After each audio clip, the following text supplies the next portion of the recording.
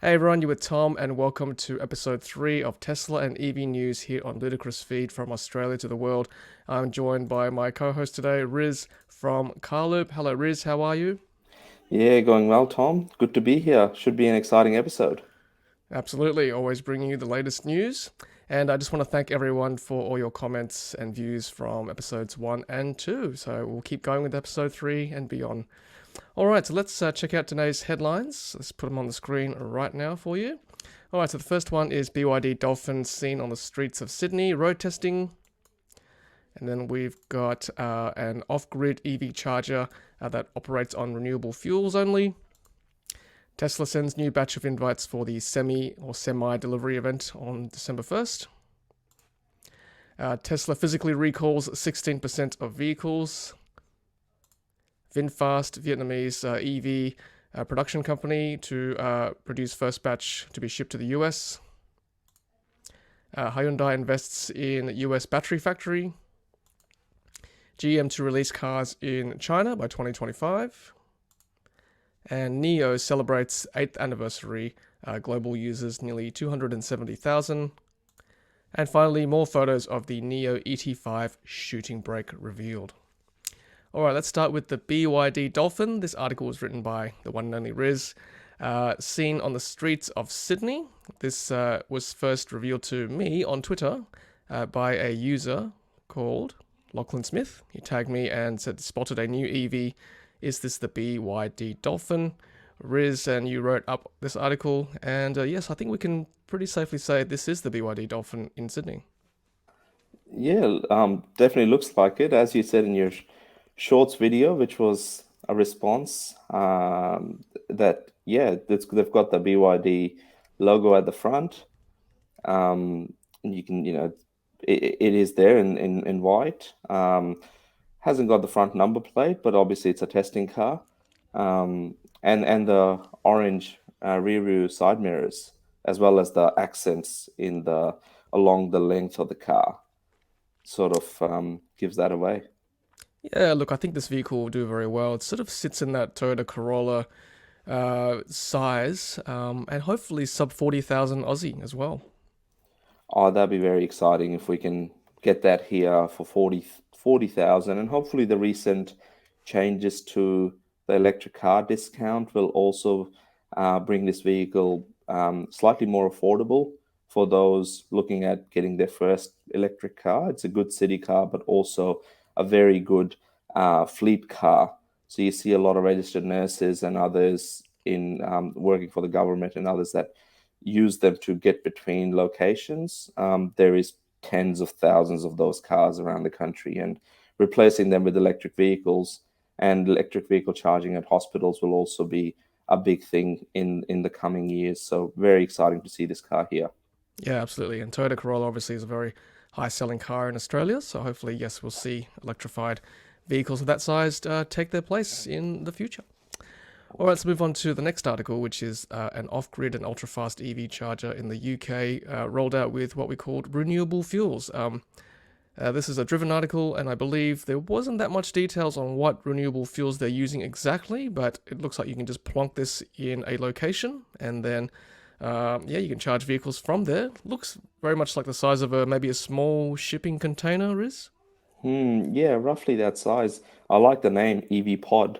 Um, and yeah, very, very cool to see, innovative sort of fueling solutions for electric vehicle charging. So yeah, awesome. Yep, and we can definitely roll these out like during busy peak periods, like school holidays on the roads. Just as a bit of a stopgap measure for times when there are a lot of cars waiting to charge. You can put this on the highway, and yeah, you can sort of take up that extra demand. So yeah, good innovation there coming out of the UK. Hmm. Next article is from Teslarati, and it says Tesla sends new batch of invites for semi-delivery event on December 1, which is not that far away, 4 or 5 days away from where we are right now. So yeah, that's going to be a very exciting event to watch out for, Riz. Yeah, Tom, I'm looking forward to this. I think people thought, like most things with Tesla, that this would never happen, and it's happening. That industry is huge. I believe it will still be PepsiCo that will receive their first. sort of deliveries of the Tesla Semi. But I'm also excited to see if we get an update on Cybertruck, maybe even the smaller Tesla that has previously been promised, or even, if we're very lucky, the Roadster. But I think Cybertruck would be their priority, and it goes with this larger truck Semi. So hopefully there's some updates on that because Tesla's been recruiting for Cybertruck production in the last couple of months at Texas. So yeah, very exciting to see, and hopefully we get some inside gossip into what's to come for us with Tesla. Yeah, I can't wait for that event. Yes, you're right, Riz. Elon often drops hints at other products. I can't believe this was actually only initially unveiled in 2017, so 5 years it's taken to full production. So this will happen at Gigafactory Nevada next week. So that'll be very exciting indeed. Next one is also from Tesla Rati. Tesla physically recalls 16% of vehicles involved in Chinese recall. Tesla has recalled 80,000 vehicles in China. Only 16% actually require a physical alteration to the vehicle. This article actually focuses around whether we should be using a different term to recall, because a lot of the times Tesla recalls are actually just a software update to fix a software bug, or it's not really a recall as such. Riz, can you think of a term maybe we can use to differentiate the two? Yeah, I guess you can call it like for those that require a physical recall, like a dealership recall or something, or like a service recall versus over the air recall as such. It's just the traditional terms, as you know, with the car industry that hasn't moved on with the times, and I don't think the rest of the manufacturers will be moving on with the times anytime soon. So I think as a general statement for general public, it's just called a recall. But yeah, I think a service recall versus an over-the-air recall would be better for just to clarify things. Yeah, I mean, I can see a lot of every time a recall happens for Tesla, a lot of Tesla fans are very upset online about the terminology. So yeah, I think Riz, we might have to differentiate the two: physical recall versus maybe OTA or software recall. I think Yeah, that sort for of sure. differentiate, or so maybe soft and hard recall. Oh, Maybe. yes. There you go. You're welcome, Tesla. All right, next one we'll move on to is from Electric Vinfast, which is a Vietnamese electric vehicle maker, achieves milestone with first batch of VF8 EVs shipped to the US. That happened on Friday. This looks like a little small crossover SUV, doesn't it? Yeah, it sort of reminds me a little bit of like the I think it's called Renault Koleos, which is also says shares the same sort of platform as a Nissan X-Trail, that sort of size. Um, so yeah, good to see. I guess they are moving quite fast to get the cars over to the US. So yeah, very good to see, and hopefully they will be, I guess, starting off with left-hand drive cars first and those markets before potentially moving into other markets and getting more cars out. So it's good to see a new entrant. Yeah, hopefully we'll see some of these cars arrive in Australia, given that Vietnam is obviously in the Asia Pacific region, so that might make manufacturing and shipping over to Australia more compelling, for sure. So yeah, we'll watch this space. Next one is also from Electric. Hyundai SK On investing $1.9 billion in US battery factory with 20 gigawatt hour annual capacity. Looks like it's Hmm. going to be in Georgia. I think the location. Well, yeah, Georgia in the US. So I guess the this is all on the back of this Inflation Reduction Act that's going to encourage manufacturers to bring battery manufacturing and cell manufacturing to the US. So there's a lot of incentives available to get those that battery manufacturing back into the US as such. I guess we don't know the exact details of that yet. They haven't been finalized. Originally, Tesla was going to be a huge beneficiary of that because they already make a lot of their cells at Giga Nevada. Um, and then there was a potential of even switching suppliers from CATL to someone like LG for their standard range products to be able to be eligible for those incentives on the back of this.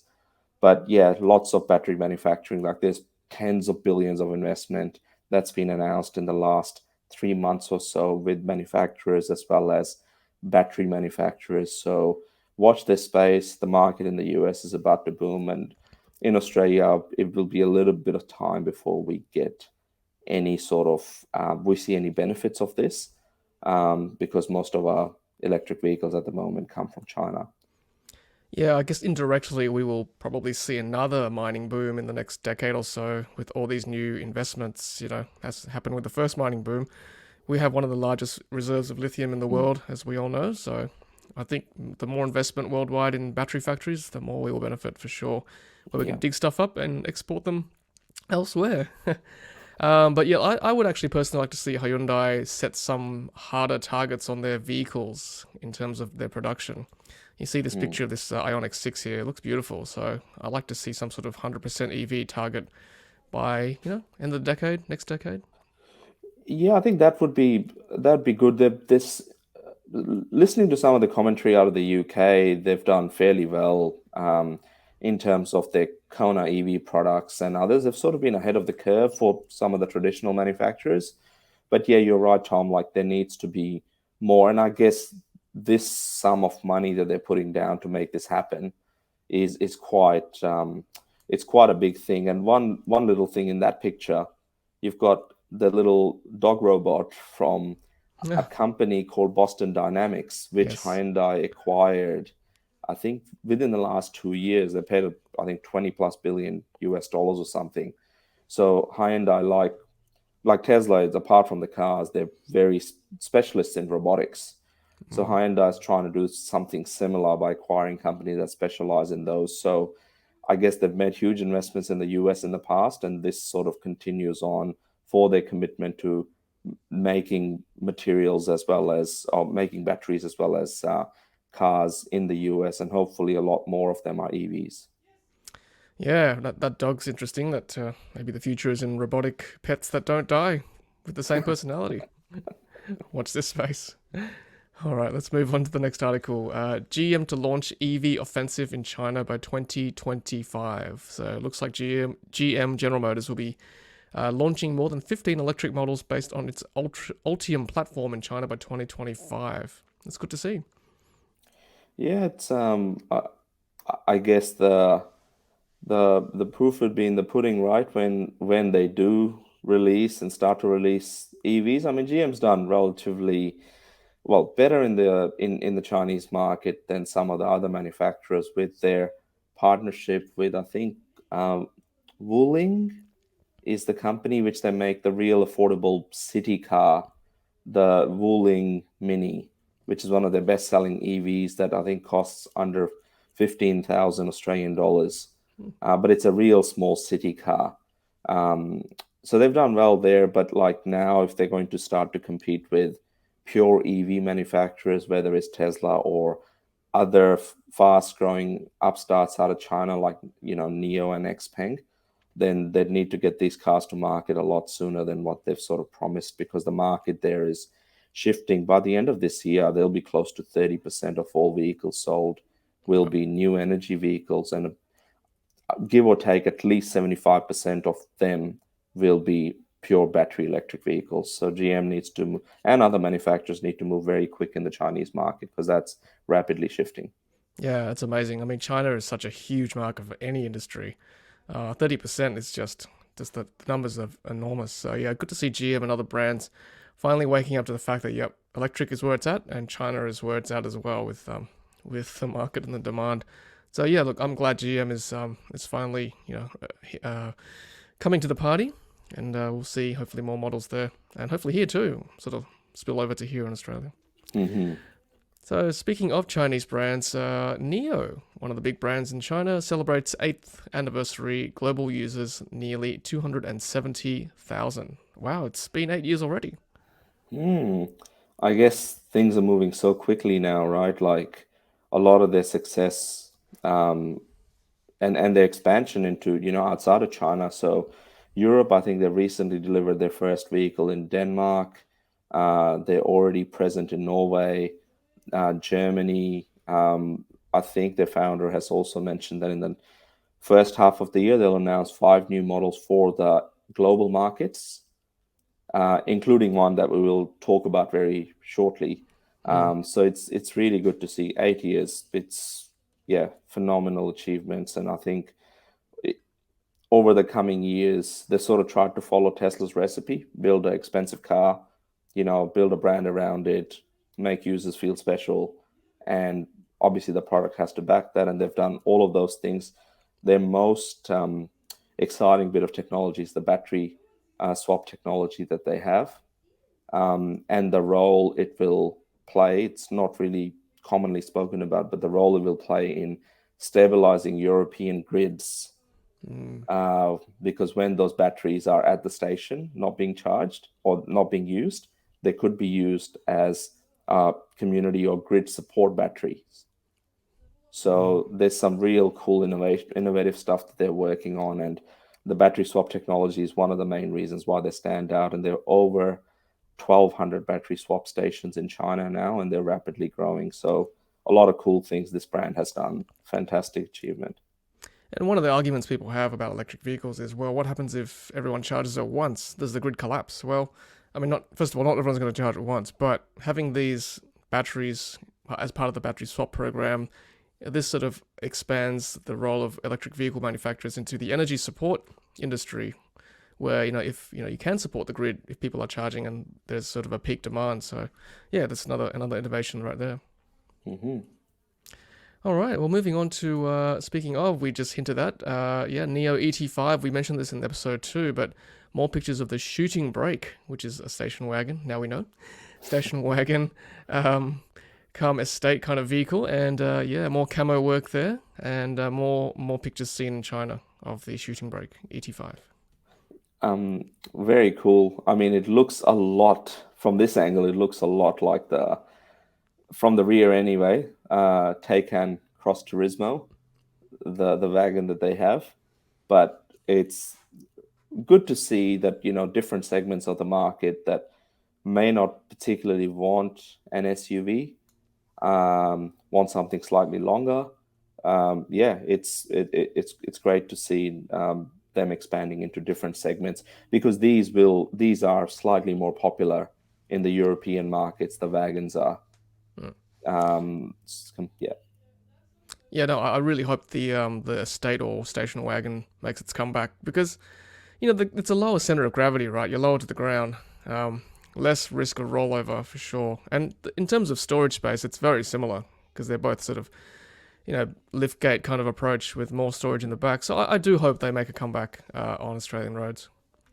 Yes, at the same time, and obviously, like, having that level of space, and it's just overall a better, and for aerodynamics as well, and efficiency of vehicles, like lower to the ground is a lot better. So good to see them innovating, and hopefully other manufacturers will follow. MG actually makes not as sleek as this, but they make a MG5 that's available in the European markets, which we don't get here in Australia. So MG, if you're listening, there is a market that nobody else is in at the moment. So it'd be good to see other body types in Australia as well.